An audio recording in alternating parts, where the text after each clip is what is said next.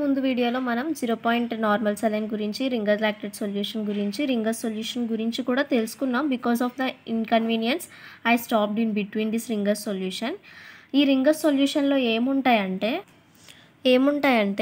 Sodium, potassium, chloride same Ringer లాక్టేట్లో ఉన్నవే ఇందులో కూడా ఉంటాయి. కానీ ఇక్కడికి డిఫరెన్స్ ఏంటంటే లాక్టేట్ అనేది ఇక్కడ యాబ్సెంట్ అయి ఉంటుంది. ఈ లాక్టేట్ ఉండడం వల్ల మనం ఏం చేస్తున్నాం, లివర్ పేషెంట్స్కి మనం ఆర్ఎల్ ఇవ్వలేకపోతున్నాం. So coming to this Ringer solution we can give to the liver patients. That's it. అంటే సిమిలర్గా ఆర్ఎల్ ఏం చేస్తుందో ఇది కూడా అదే ఫంక్షన్. బట్ ఇక్కడ లాక్టేట్ ఉంటుంది, ఇక్కడ లాక్టేట్ ఉండదు. ఈ లాక్టేట్ వల్ల లివర్ ప్రాబ్లం ఉన్న వాళ్ళకి మనం ఆర్ఎల్ కనెక్ట్ చేయలేము.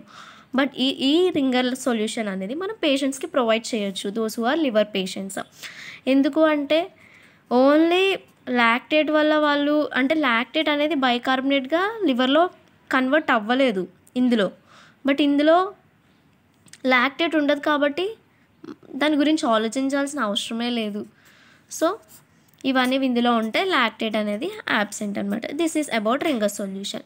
Then the fourth one is dextrose. This is very important, please.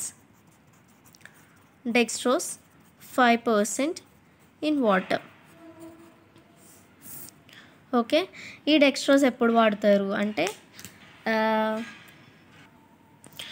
ఎవరైతే పర్సన్స్ ఆర్ పేషెంట్స్ కళ్ళు తిరిగి పడిపోతారంటే, ఎవరైతే నిల్పర్ ఓరల్ పేషెంట్స్ ఉంటారో అంటే ఉపవాసాలు చేస్తున్నప్పుడు కానీ, లేకపోతే pre operative, post operative patients కానీ ఫ్లూయిడ్స్ ఏం తీసుకోరు. ఎందుకంటే సర్జరీ టైంలో వాళ్ళకి ఆస్పిరేషన్ అవుతుందని చెప్పి ఫ్లూయిడ్స్ ఏమి తీసుకోకుండా ఉంటారనమాట ఈ పేషెంట్స్.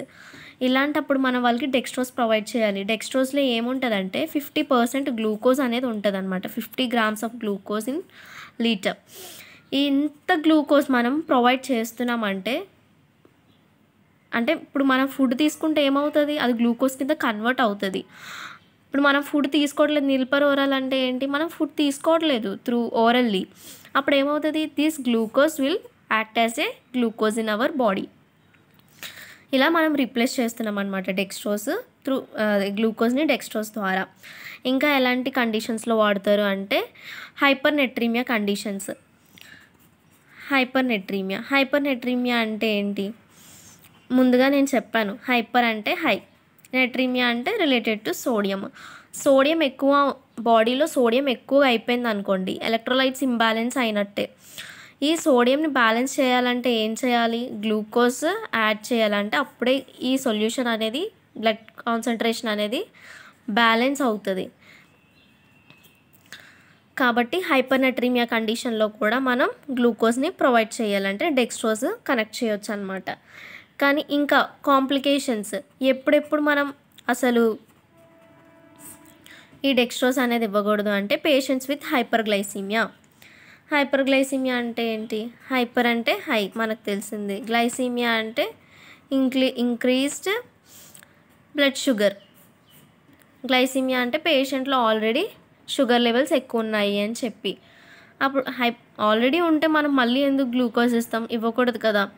ఇంకా ఇచ్చామనుకోండి అప్పుడు ఏమవుతుంది, పేషెంట్ బికమ్ డై. దెన్ హైపోనెట్రీమియా కండిషన్లో కూడా మనం ఇవ్వకూడదు. ఎందుకంటే సోడియం లెవెల్స్ తగ్గిపోయి ఉన్నాయి. సోడియం ఉంటే బ్యాలెన్స్ చేస్తాం, సోడియం తగ్గిపోతే ఓన్లీ గ్లూకోజ్ కంటెంట్ మళ్ళీ హైపర్గ్లైసీమియా కింద కన్వర్ట్ అయిపోద్ది అనమాట. మళ్ళీ ఎప్పుడెప్పుడు ఇవ్వకూడదు అంటే రీనల్ ఫెయిల్యూర్. ఎన్ఎస్ ఇవ్వకూడదు అంటే ఓకే, ఎన్ఎస్ రీనల్ ఫెయిల్యూర్ పేషెంట్స్కి ప్లస్ కార్డియాక్ పేషెంట్స్కి ఇవ్వకూడదు అంటే ఓకే. మరి డిఎన్ఎస్ కూడా ఎందుకు ఇవ్వకూడదు అంటే there is a one thing is there. ఈ డెక్స్ట్రోస్ అనేవి చాలా స్మాల్ పార్టికల్స్ అనమాట, చాలా స్మాలర్ మాలిక్యూల్స్. ఇవి ఏం చేస్తాయంటే బ్లడ్ వెసల్స్ ద్వారా ఎక్స్ట్రా సెల్యులర్ స్పేస్కి వెళ్ళి సెల్ మెంబ్రేన్ కూడా క్రాస్ చేసి ఇంట్రా సెల్యులర్ స్పేస్లో స్టోర్ అవుతాయి. అంటే ఎక్స్ట్రా సెల్యులర్లో కూడా ఉంటాయి, ఇంట్రా సెల్యులర్లో కూడా ఈ డెక్స్ట్రోస్ మాలిక్యూల్స్ అనేవి పాస్ అవుతాయి. ఈ ఇంట్రా సెల్యులర్ స్పేస్ అంతా డెక్స్ట్రోస్తో గ్లూకోజ్తో ఫామ్ అవుతుంది. ఈ extra cellular space and intravascular space everything will fill up with the glucose with dextrose. అంటే డెక్స్ట్రోజ్ అనేవి అంత స్మాలర్ మాలిక్యూల్స్ అనమాట. సెల్లే చిన్నది, సెల్ మెంబ్రేన్ అంటే ఇంకా చిన్నది, దానికన్నా స్మాలర్ మాలిక్యూల్స్ ఈ గ్లూకోజ్, అది డెక్స్ట్రోజ్. ఇప్పుడు మీకు అర్థమయ్యే ఉంటుంది. ఇప్పుడు ఇలా ఏదైనా కూడా ఇంట్రావాస్కులర్ స్పేస్లోని, ఎక్స్ట్రా సెల్యులర్ స్పేస్లోని ఇలా ఫ్లూయిడ్ అనేది ఓవర్లోడ్ అయిపోద్ది అనమాట. ఈ పేషెంట్స్లో కూడా మనం అది కూడా చూసుకోవాలి.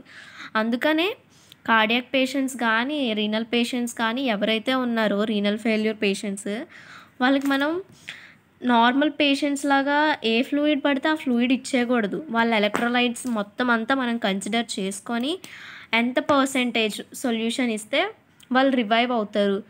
ఐసోటోనిక్ సొల్యూషన్స్ ఓకే, పేషెంట్కి కార్డియాక్ ప్రాబ్లమ్స్ ఏమైనా ఉన్నాయనుకోండి, అప్పుడు ఏం చేస్తారు, ఐసోటోనిక్ సొల్యూషన్స్ ఇవ్వరు. హైపోటోనిక్ కానీ అలా, అంటే అదర్ థింగ్స్ మనం చూసుకోవాలన్నమాట.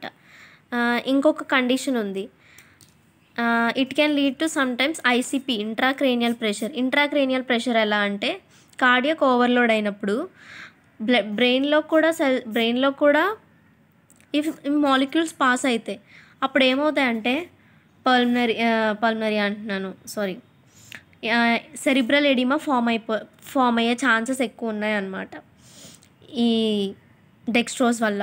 సో ఇంట్రాక్రేనియల్ ప్రెషర్ పెరిగిపోద్ది. మనం ఎలక్ట్రోలైట్స్ బేస్ చేసుకొని పేషెంట్ యొక్క కండిషన్ చూసుకొని మాత్రమే ఇవ్వాలి. ఇంకా ఎలాంటి సిచ్యువేషన్లో మనం ఇవ్వకూడదు అంటే,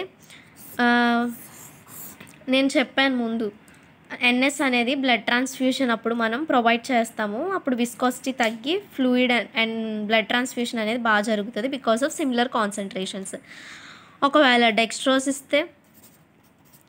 డెక్స్ట్రోజ్ అనేది బ్లడ్ ట్రాన్స్ఫ్యూషన్ అప్పుడు అస్సలు ఇవ్వకూడదు. ఎందుకు ఇవ్వకూడదు అంటే బ్లడ్ సెల్స్ అనేవి బ్రేక్ అయిపోతాయి ఈ డెక్స్ట్రోజ్ ఇవ్వడం వల్ల.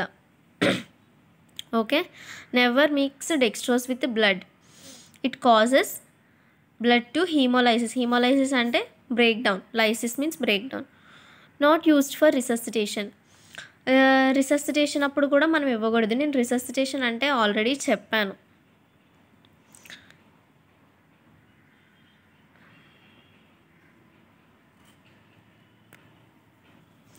రిససిటేషన్ అంటే ఇంట్రావాస్కులర్ ద్వారా బాడీ పార్ట్స్కి వెళ్ళి టిష్యూ పర్ఫ్యూషన్ జరిగి సర్క్యులేషన్ అనేది పెరుగుద్ది అని చెప్పి.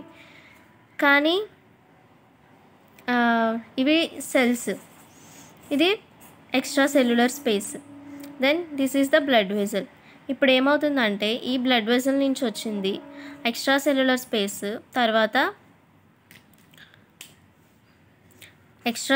బ్లడ్ వెజల్ నుంచి వచ్చి ఎక్స్ట్రా సెల్యులర్ స్పేస్, తర్వాత ఇంట్రా సెల్యులర్ ఫ్లూయిడ్ లోపలికి వెళ్తుంది తప్ప ఇంట్రావాస్కులర్ స్పేస్లో డెక్స్ట్రోజ్ అనేది మూవ్ అయిపోతూ ఉంటుంది అనమాట. అప్పుడు సైమల్టేనియస్గా ది కంపార్ట్మెంట్స్ అనేవి ఈక్వల్ అయిపోతాయి, అంటే ఈక్వల్ సైజ్కి వచ్చేస్తాయి అన్నమాట. ఇప్పుడు ఏమవుతుందంటే ఈ రిససిటేషన్ టైంలో మనకి బ్లడ్ సర్క్యులేషన్ కదా వెళ్ళాలి, ఎక్కడికి వెళ్ళాలి, బాడీ పార్ట్స్కి వెళ్ళాలి. ఈ బాడీ పార్ట్స్లో ఈ ఫ్లూయిడ్ తగ్గిపోద్ది అనమాట. ఈ ఫ్లూయిడ్ తగ్గిపోవడం వల్ల ఏమవుతుంది, సర్క్యులేషన్ అనేది బాడీ పార్ట్స్కి వెళ్ళదు.